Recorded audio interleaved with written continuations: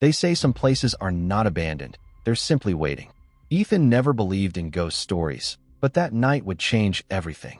It was pouring rain when Ethan, Jake, Maya, and Lucas decided to take shelter inside the old mansion at the edge of town.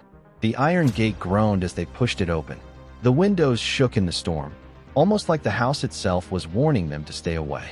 Jake laughed nervously and said, "Come on, it's just an old house. People love making ghost stories out of nothing." Ethan's voice was low. "I don't know. Man, this place feels wrong." Inside, the air was damp and cold. Cobwebs covered the walls, and the floor creaked with every step. Then, out of nowhere, a porcelain doll rolled slowly across the floor and stopped right at Ethan's feet. Its glassy eyes seemed to follow him, almost alive. Ethan froze, his breath caught in his throat. The door behind them slammed shut with a deafening bang. Maya screamed, "Who's there?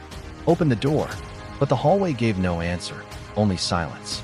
As they stepped forward, words began to appear on the wall, written in something dark and dripping. The letters spelled out, "We never left." Ethan whispered, trembling, What does that mean?" In the corner of the room, an old broken piano sat untouched. Suddenly, the keys began to press down one by one. The sound wasn't music. It was screams disguised as notes. And with it came the faint laughter of children echoing through the empty halls. The group rushed into another room, hearts pounding. In the center stood a tall, cracked mirror.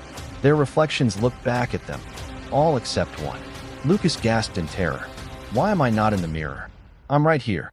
Before anyone could move, Lucas's voice was cut short. His body faded like smoke, and within seconds he was gone. Maya clutched Ethan's arm, her voice shaking. "We have to get out. Now." They smashed the door open and ran into the storm outside. But when they looked ahead, the road had vanished. There was no town, no street, only endless blackness stretching forever. Behind them, the mansion loomed in silence, waiting for its next visitors. And that was when Ethan finally understood. Some houses don't just hold memories, they hold the souls of those who enter. And once you step inside, you either never leave or you lose your reflection forever.